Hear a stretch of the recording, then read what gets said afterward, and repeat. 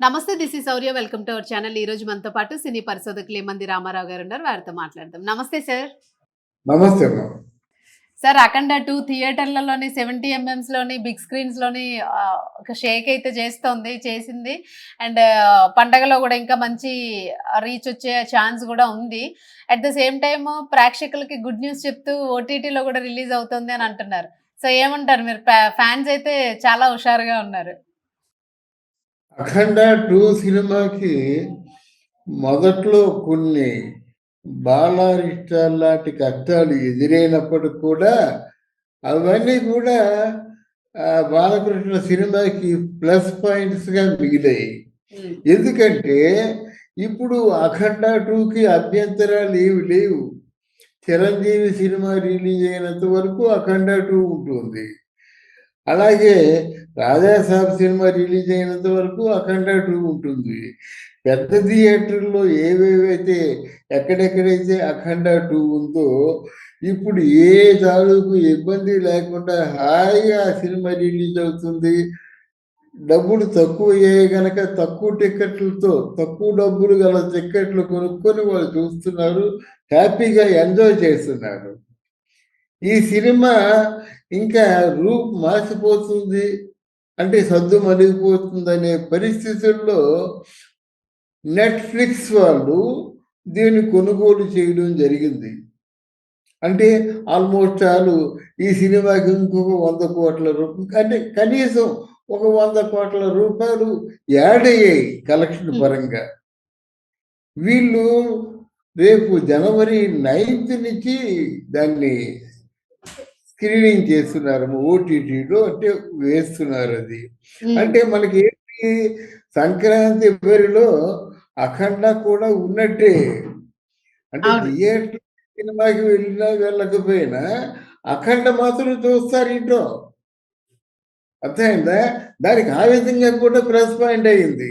అయితే బాలకృష్ణ అదృష్టం ఈ విధంగా కలిసొచ్చింది. ఇందులో బోయపాటి శ్రీను తాలూకు ఆయన కూడా దీక్ష, ఆయన పట్టుదల ఇవన్నీ కలిసొచ్చాయి. ఆ కథా వస్తువు కూడా మంచిదమ్మా. ఎందుకంటే ఒక విద్రోహక శక్తులు, విదేశీ శక్తులు భారతదేశాన్ని అంతమొందించాలని ఒక ఈ దీన్నేమంటారు, కుంభమేళా కార్యక్రమంలో ఒక ఒక ఒక ఒక విషపూరితమైన బ్యాక్టీరియా కలిపినట్టయితే అందరూ పోగా ఒక హీరోయిన్ మిగులుతుంది.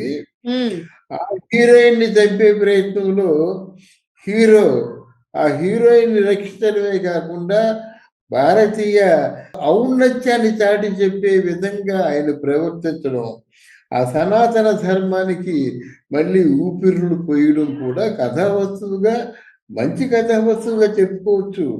వాళ్ళు అందంగా ఏం చేశారంటే ఈ కమర్షియల్ సినిమాలో ఇటువంటి భక్తి ప్రపూరితమైనటువంటి ఈ సంఘటనలన్నీ ఇమిడ్చి సినిమా తీయడం, దాన్ని రసవత్తరంగా జనరంజకంగా సినిమా తీయడం అన్నది విశేషం. అయితే ఇక్కడ నెట్‌ఫ్లిక్స్‌లో రిలీజ్ అయిందంటే వాళ్ళు ఎప్పుడైనా చూడవచ్చు, ఎక్కడైనా చూడొచ్చు. వాళ్ళకేం కావాలి, ఓటీటీలో రిలీజ్ అవుతుంది కదా! అది ఆ సినిమా మనకి చెప్పకనే చెప్పినట్టు. సంక్రాంతి బరిలో ఉండకనే ఉండినట్టు మాట. ఆ సినిమానే చూస్తారు కదా! ఏ సినిమా నచ్చినట్టయితే ఆ సినిమాని చూస్తారు.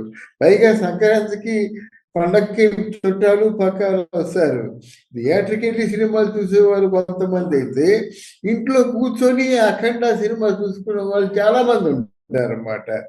గనక ఏ విధంగా చూసినప్పుడు కూడా బాలకృష్ణ జాక్‌పాట్ కొట్టినట్టే మనం భావించాలి. Right sir. మొత్తానికి ప్రేక్షకులకి మళ్ళా బిగ్ స్క్రీన్ మీదే కాకుండాను మళ్ళా స్మాల్ స్క్రీన్ మీద కూడా విందు అని అనుకోవచ్చు.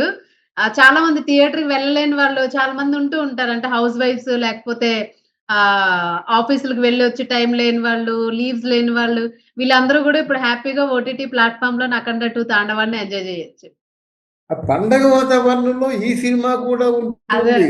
అవును. అవును. మంచి ఈ సినిమా ఇంట్లోనే ఉంటుంది. అది ఇంట్లోనే కూడా ఉంటుంది. నెట్‌ఫ్లిక్స్ లాంటి పెద్ద సంస్థ, చాలా పెద్ద సంస్థ. అవును. పైగా వాళ్ళకు వచ్చిన కలెక్షన్స్ తో పాటు ఇంకొక అదనంగా 100 కోట్లు 125 కోట్లు కలిసి వస్తున్నాయి. అవును. ఇవన్నీ అవును. లాభాలే కదా. అందుకే బాలకృష్ణ జాత్ పాట్ అంటున్నాను నేను. Right sir. రైట్. చూద్దాం సార్. ప్రేక్షకులందరూ బాగా ఎంజాయ్ చేయాలి సంక్రాంతికి అని కోరుకుందాం. Thank you sir. Thank you.